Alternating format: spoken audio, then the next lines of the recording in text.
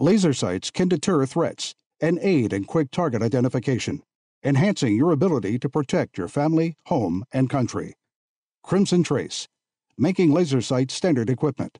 Learn more at crimsontrace.com.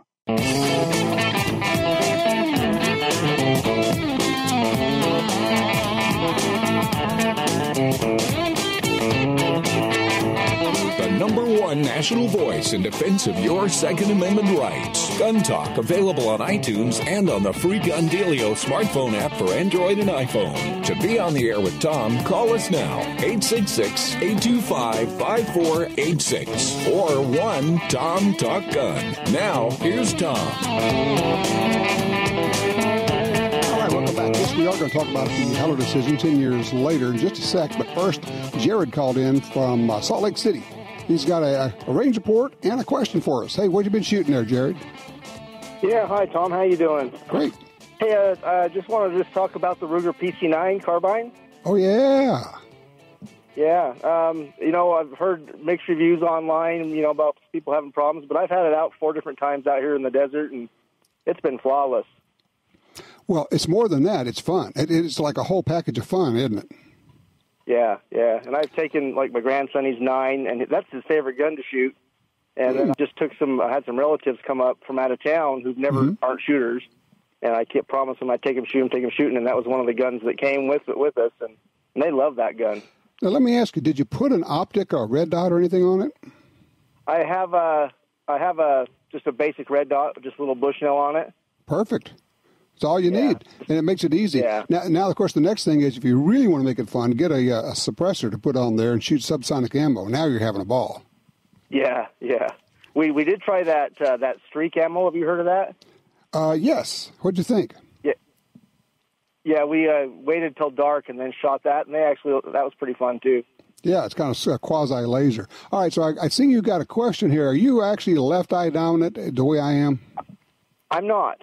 Oh, okay. But one of my cousins who came up, once we started to shoot, it was obvious he was left eye dominant, right-handed.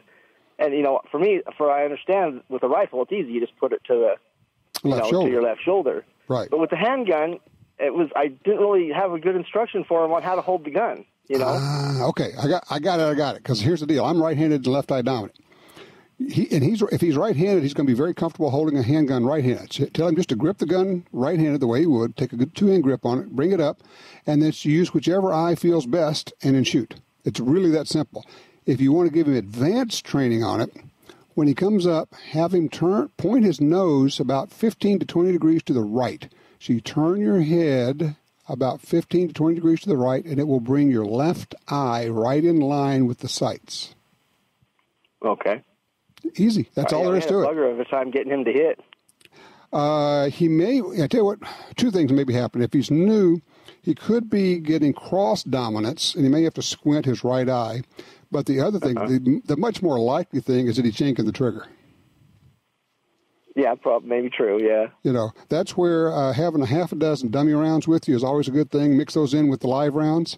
And then when it goes click and he yanks the trigger down, you go, oh, yeah, see, that's what's going on. You're yanking the trigger, and the muzzle's dipping down, and that's why you're missing. Try to shoot so that when it goes click, the muzzle doesn't move, and all of a sudden your groups will just shrink down to almost nothing. Oh, right on. That's good advice.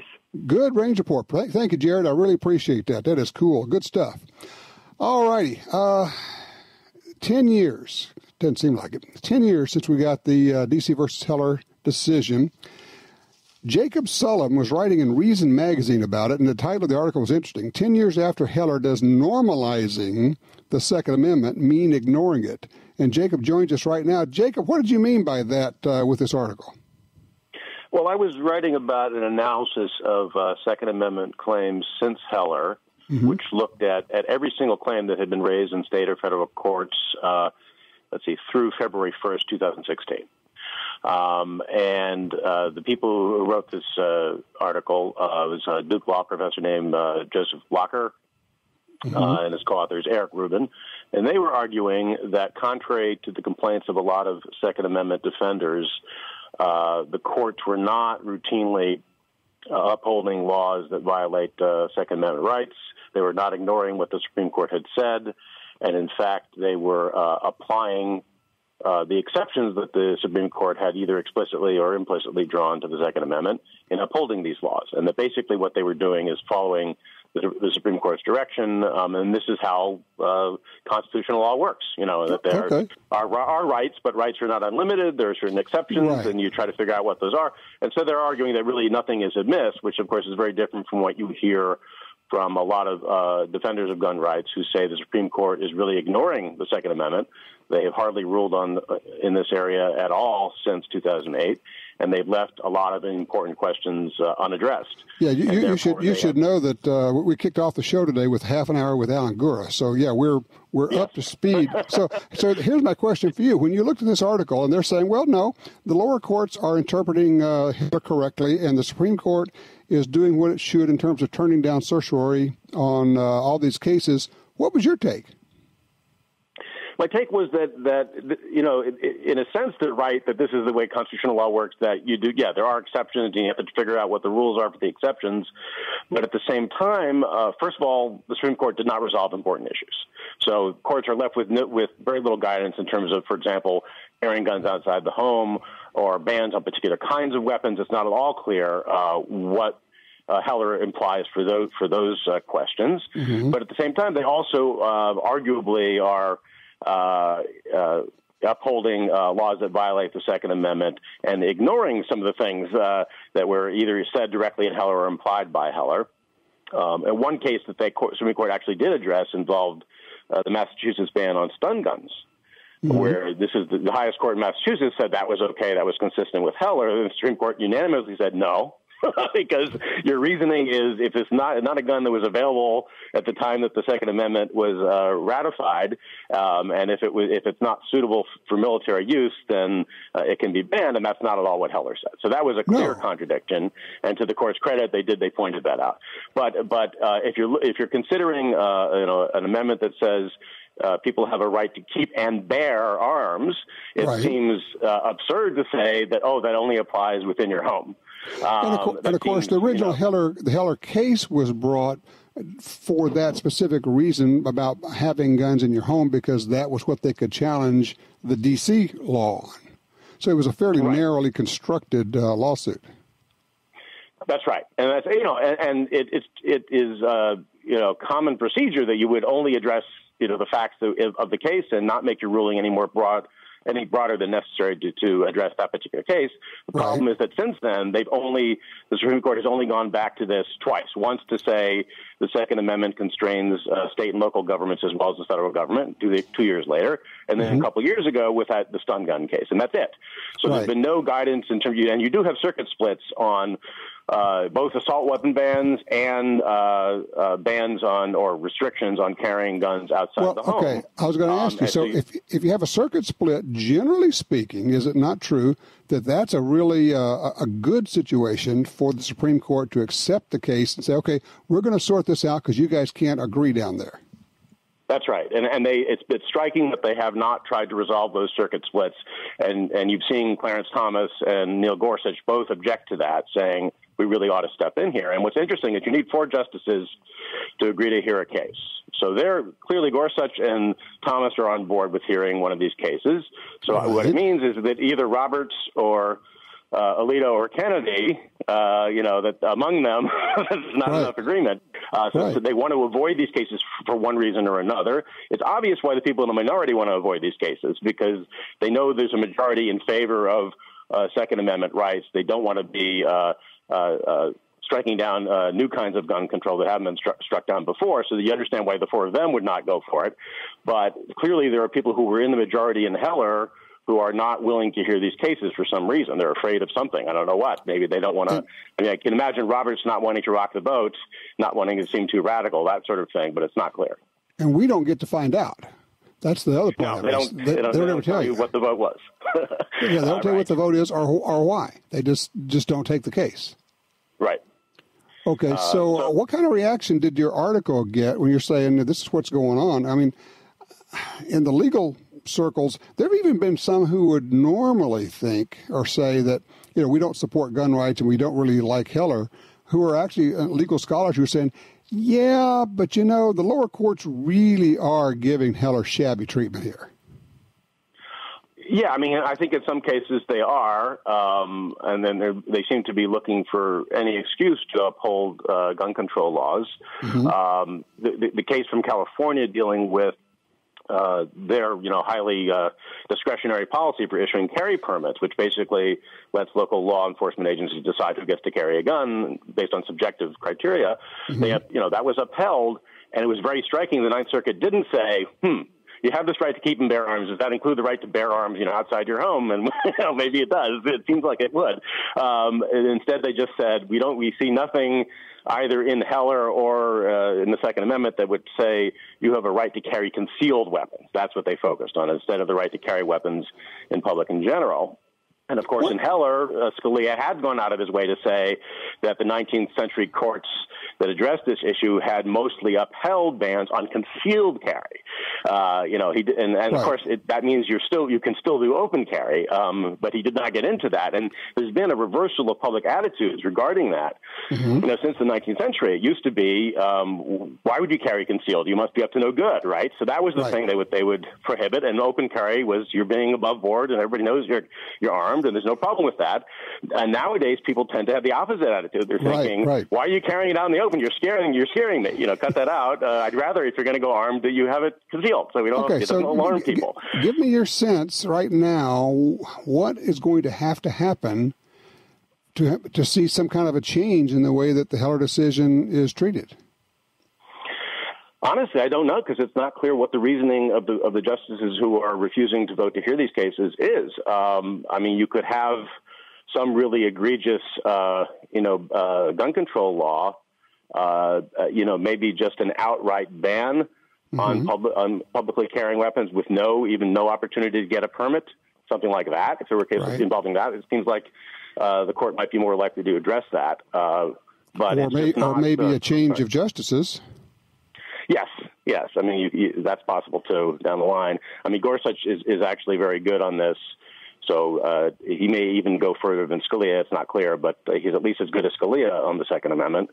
And I think Scalia, when he wrote Heller, was trying to reassure people. Right. Basically saying, the main thing he wanted to say is that the existing federal gun control laws are okay. He didn't explicitly say that, but he said this is not cast doubt on the legitimacy of these long-standing laws, and in fact, it should, because like I say, talk about your mixed signals. Yeah, but just to give you one example, he specifically referred to laws banning gun ownership by felons. Well, that's a very wide group of people, some of whom have never committed a violent crime, and there may be no reason at all to think they pose a threat to people, if you allow them to have guns. Right. And yet he's saying that's clearly okay. That's weird. That seems kind of weird. So I would like to see that issue taken up, but they're not interested in taking up even less controversial issues. The atmosphere is not really great right now for pushing some of these cases. And I know that some people are not bringing cases on the lower level because they know that it'll get decided incorrectly at the appellate level, and they don't really have much of an opportunity to get to the Supreme Court. So there are cases that are just kind of being left in the files right now and waiting to see if something changes up in D.C. I've got to run here, but I do want to thank you so much for the article. It's fascinating. And Jacob Sellum, I would recommend people take a look at. The column is 10 years after Heller, or the article, 10 years after Heller, does normalizing the Second Amendment mean ignoring it? Hey, look, we'll like to get you back sometime, okay? Sure. Thank you. All right. Thank you very much. 866-TALK-GUN. You see a crime going down. Do you get involved? Do you stay back? A crime, in this case, being someone's getting hurt, someone's getting killed. Where's your line in the sand? If you haven't thought about it, now might be a good time. 866-TALK-GUN.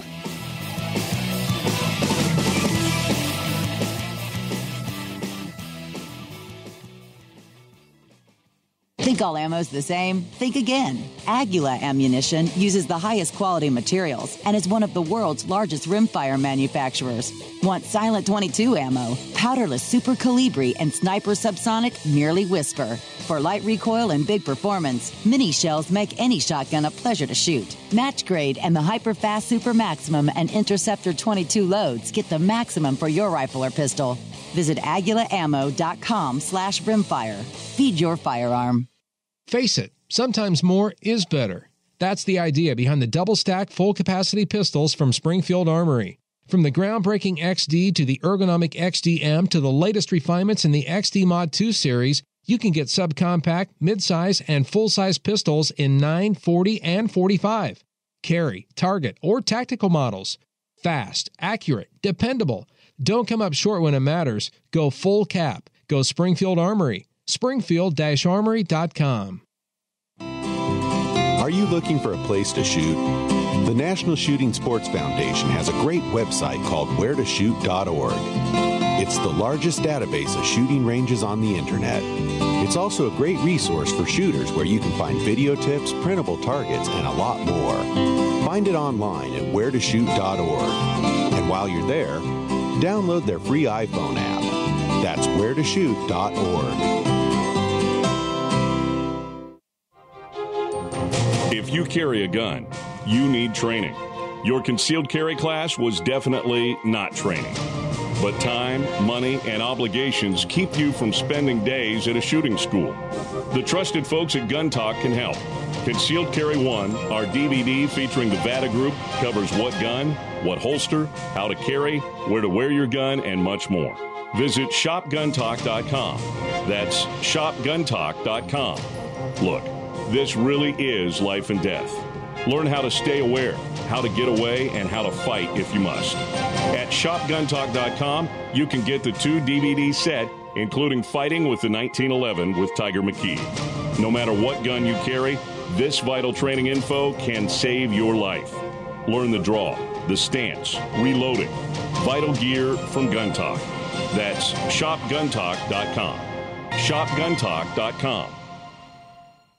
This is Jeff with Black Hills Ammunition. Our new rifle ammunition line, featuring Hornady's extreme low-drag bullet design, is a big step forward in long-distance performance. When you want the ability to shoot way out there with accuracy, flat trajectory, and minimal wind effect, our ELD ammunition is the right choice. The high ballistic coefficients and Black Hills Ammunition carry manufacture gives you the advantage. Black Hills Ammunition, the power of performance.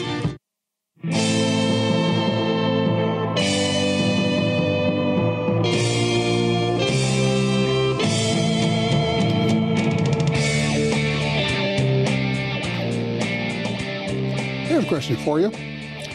Can the police arrest somebody for carrying a gun without even checking to see if you have a permit or a license? Interesting. Well, it actually went to court.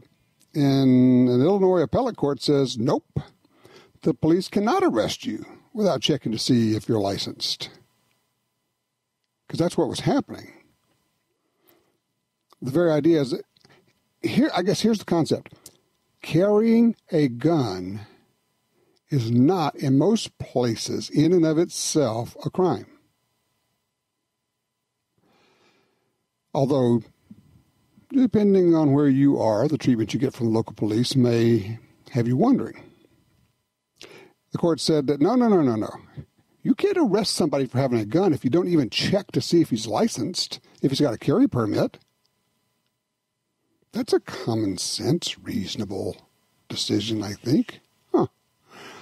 Okay, on line 3, Mike's with us out of Missouri. Hey, Mike, talking about these banks that are basically closing the accounts of people who do business in the firearms industry. What do you think?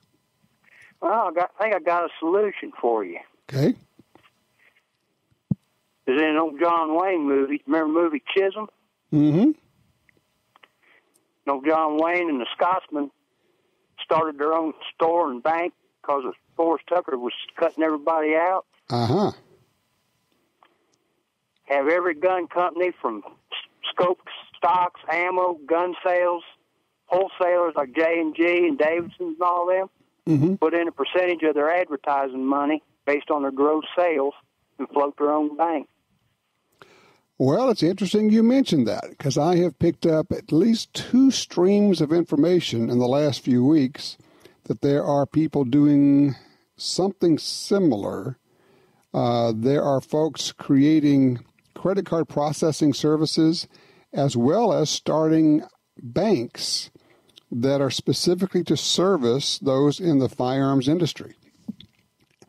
Now, I don't know if that's economically feasible. I don't know if you have to have a certain size, number of deposits, amount, billions of dollars invested before you become real. I don't know how that works, but I think it's fascinating. And I think you're right there, Mike. I think you're onto something.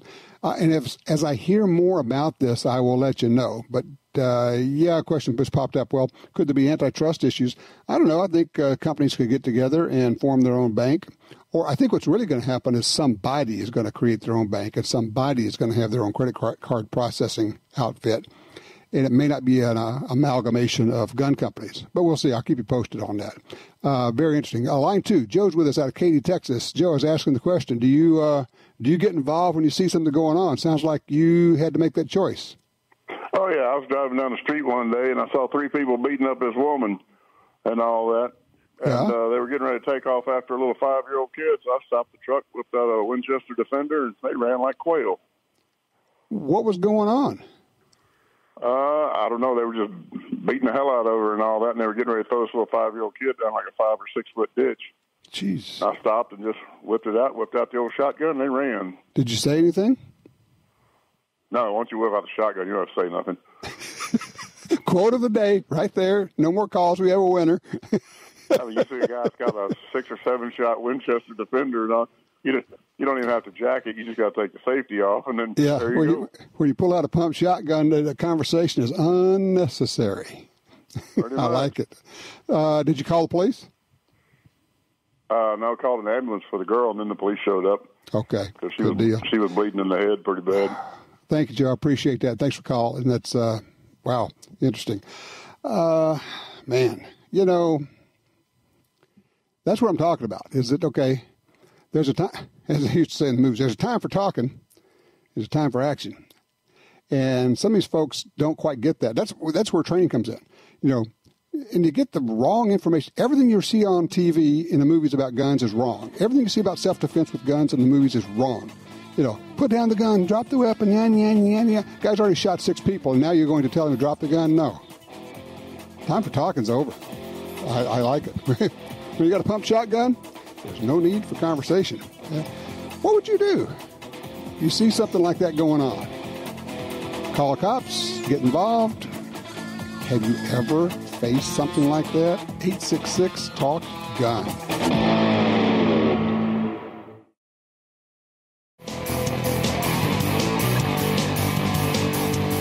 Sign up for our Gun Talk newsletter and join the Truth Squad at www.guntalk.com. Now, back to Gun Talk with Washington Times opinion page regular contributor Tom Gresham. All right, back with you. We're back in the house. We had the fire a little more than a year ago.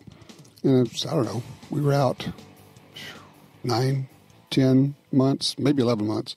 Basically ripped it down inside, took the sheetrock out, down to the studs, the whole deal.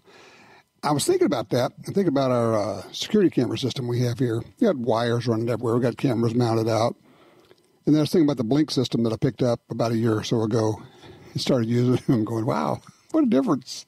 You're hardwired on the regular system. It's expensive. Got to pay for the service, the monitoring, all the rest of it. And the blink thing that I got is just cool.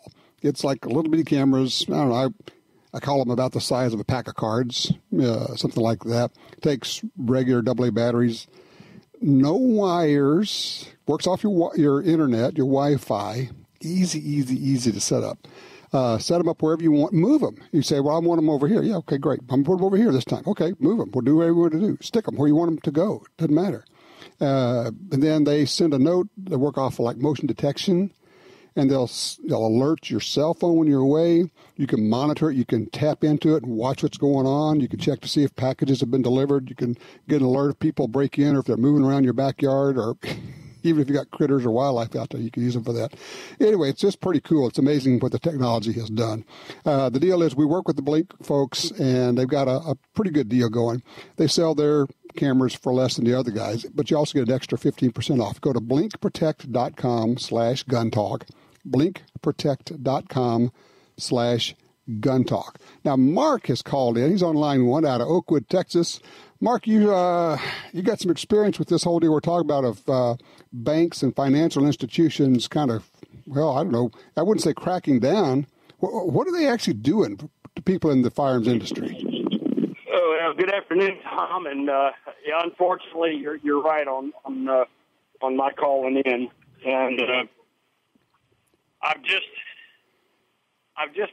been in the business the better part of my adult life, and I've been in the industry my entire life.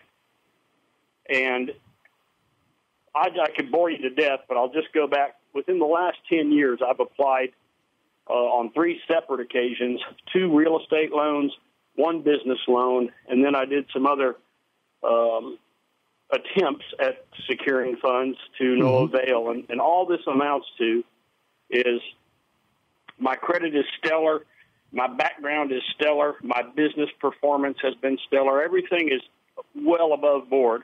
Never had an issue, one.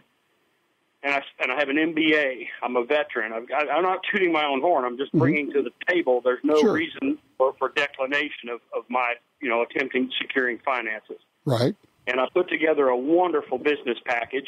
I even had colleagues and some other people that I significantly look up to review it, and they said, man, this looks great. And I had my shop originally in the greater Houston area, very successful, very good client base. I still have a tremendous client base. But I was trying to grow and expand my business and just appreciate the joys and freedoms of being an American and Mark, exercising my Second Amendment. This is a business in the firearms industry? Yes, sir. I am a Class 1, Class 3, and Title 7 dealer manufacturer. Okay, good deal. All right, now we got the picture now. So what happened? Well, locally at my branch office, these people, I knew them. I knew them by name, by face, by family. And so they had no personal vendetta against me, and they reviewed it, and they said, man, this looks great.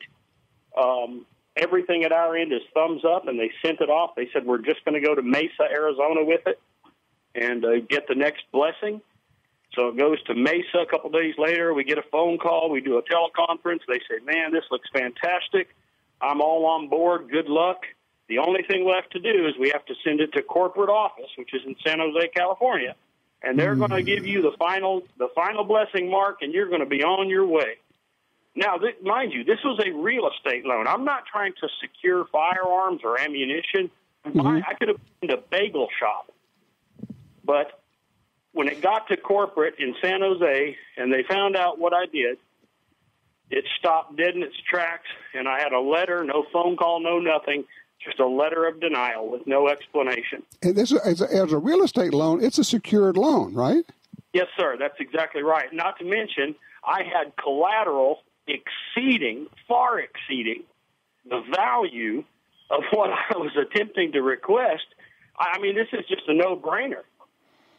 And yet it went the other way. Did you ever get any feedback from anybody down the line of what actually happened?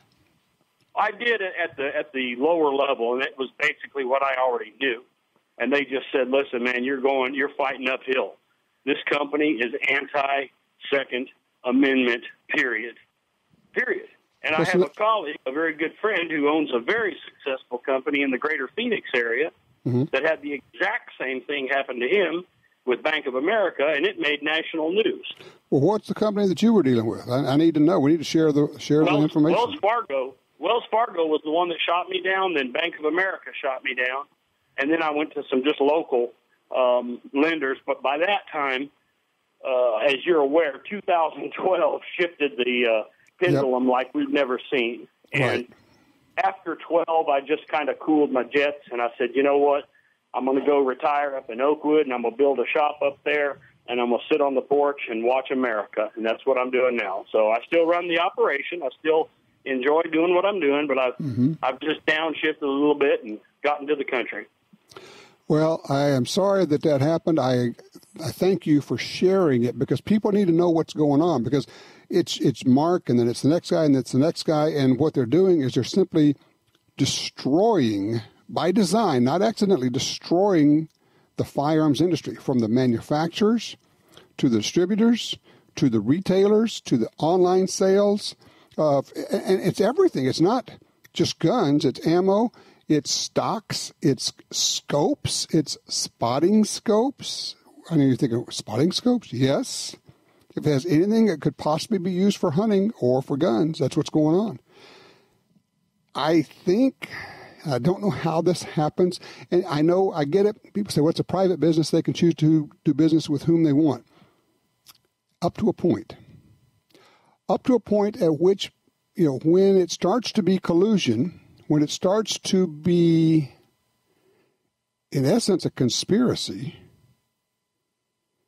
when a bunch of people get together, whether it's antitrust or some kind of restraint of trade, there's something going on here that I think is actionable. I don't know what the proper venue is for the action, whether it's the Congress, if they can do something, whether it's through the FTC or a banking institution or agency or something. I don't know that. That's outside of my wheelhouse. But something must happen, and we're going to have to find a champion to push this. Probably a congressman. 866-TALK-GUN. Asking the question today. You see something going on. You see somebody being attacked. Do you get involved? Do you sit back? What do you do? Also, when we come back, let me tell you about the latest, newest, brand new 6.5 cartridge, because we needed one more of those. 866-TALK-GUN.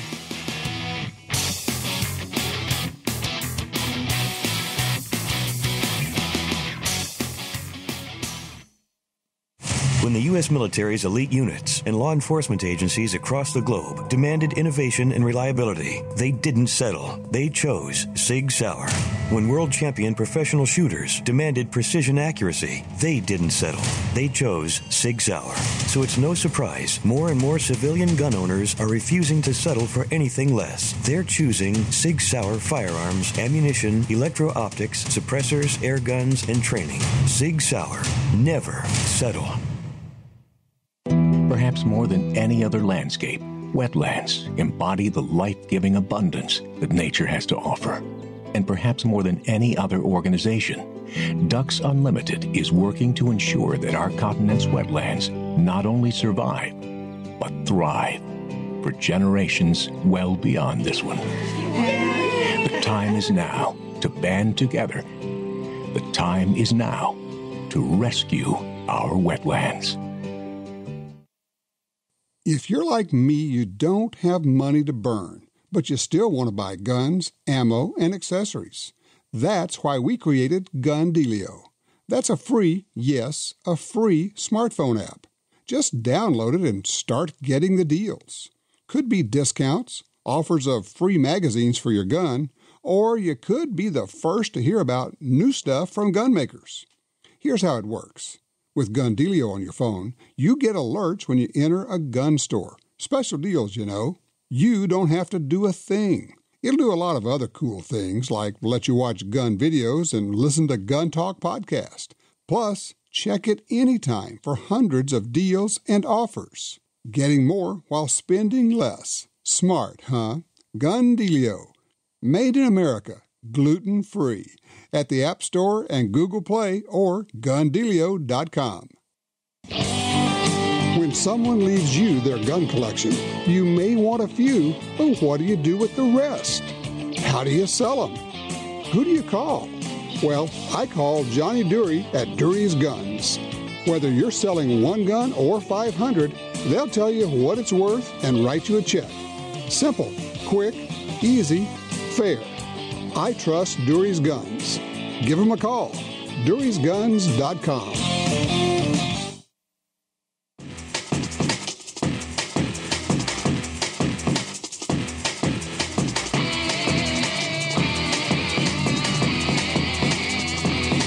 Look at this. Gun owner saves pregnant pizza driver from beating and robbery. Just outside of Atlanta on Wednesday, that local resident sees two people beating a woman with a rifle. He grabs his gun, runs out there, says, "Drop the gun or I'll drop you." Fairly straightforward. I like it. It's kind of a Clint Eastwood-esque kind of a thing. Drop the gun or I'll drop you. Two young people who were arrested later 16-year-old boy and girl. They were arrested later in connection with the attack. They were charged with assault, possession of a firearm, and attempt to commit robbery. The pregnant pizza driver, was taken to the hospital, but she suffered minor injuries. And so nobody got shot. The woman did not get beaten badly. And he got involved. The Good Samaritan in this case is Dennis Medeiros. Let's use the name, man. If he's doing the right thing, let's just tell everybody about him. His name is in the story on Fox News. So. Okay, so we got a new 6.5 cartridge. Yeah, okay. Look, 6.5 is cool. 6.5 is great caliber. Been around for 150 years, probably, close to it. The 6.5 by 55 Swedish is one of the great hunting calibers of the world. And then, of course, a lot of people don't know that, but they know the 6.5 Creedmoor, which is the newest one on the block, well, until this latest one. There are a lot of others out there. There's the 260 Remington, the 264. By the way, 6.5 and 264 are the same. Okay, so you got 6.5 by 55, 6.5 284 Norma, 6.5 .6, 6.5 Remington Magnum, 26 Nosler. So now we have this 6mm PRC, Precision Rifle Cartridge. It looks like, and I'm reading a story by Ron Spomer, by the way, RonSpomerOutdoors.com. Really good. Ron's a really good writer and a really good gun guy. Looks like it is a neck-down Ruger Magnum, and they're getting about 200 feet per second more out of it than they do out of the 6.5 Creedmoor. Looks like about a 30-degree shoulder on it. Let's see, with a Hornady 143 grain ELDX bullet, getting, about 2,900 feet per second, something like that. Okay, that's cool. It's got a 1 1/8 twist rate, so it'll stabilize those longer bullets. That's what it's all about there. Do you need it? I don't know. Do you shoot in PRC? Then you may want it. Do you need it for hunting? No, which doesn't mean you shouldn't get it. Look, fortunately, need has nothing to do with any of this stuff. Do you want it? Cool, get it. Great, cool. But at a certain point, you have to wonder, at a certain point, is there actually any room for a new cartridge to occupy space between the other cartridges on either side of it in the lineup? I don't know. And of course, I am, once again, as I do annually, going through my, it's the middle of June, and I'm starting to think about fall. I'm starting to think about hunting. And so, what do I think about? A new rifle. Of course, right? Because, all the rifles I have already are absolutely no good for shooting deer, right? Because a 308, a 7mm08, a 300 Magnum, a 243, a 6mm, on and on and on, ad infinitum. No good anymore because I want something new. I'm thinking I'm going to go light this time. Light bolt action, left-handed for me. It's funny, I had a real good conversation with Charlie Sisk about this yesterday. Of course, Sisk rifles are great rifles. And Charlie starts going off on this caliber and that caliber. I said, whoa, Charlie, here's the deal. I'm not going to hand load. I want something I can buy ammo for. I might hand load for it. Probably not, though. Honestly, I'll probably just use factory ammo. And so we're kind of end up settling on something like a 260. He says, well, the 7mm08 is great. I said, yeah, that's what I use, a lot. I've used that a lot. I used a 308 last year. My problem is they're all so darn good. It's hard to choose. But I think I'd like something with a 20, 22-inch barrel. If I could get it down to 5.5 pounds, maybe 6 1/4, with scope, that would be pretty cool. You have suggestions? Have any thoughts? Caliber, rifle, scope? I'm all ears. I need to be enabled. Come on, I've been enabling you all this time. Help me buy something. Help me make something up here. 866 Talk Gun. Yep, it's summer, so it's time to start thinking about rifles for fall, right? I'm Tom Gresham. Be right back with more Gun Talk.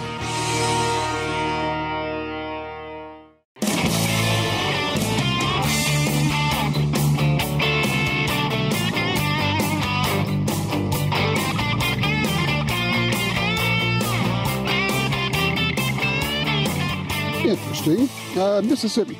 Out of Jackson, Mississippi, 3 judges are asking the Mississippi Supreme Court to reconsider its ruling about licensed gun owners carrying guns in the courthouse. Okay, here's the deal. Mississippi law says, now not in the courtroom, but in the courthouse, Mississippi's law says you can carry in a courthouse.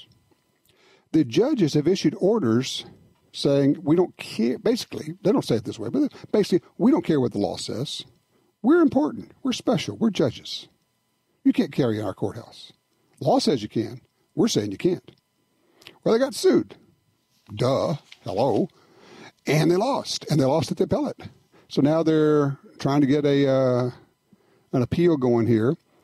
The judges, let's see here, after reviewing briefs filed supporting both sides of the complaint, the state's highest court says the action violated separation of powers set aside in the Constitution. In other words, the legislature has already said this is okay. You, the courts, cannot go against the law as it is passed by the legislature. Yet, and they won't take that decision.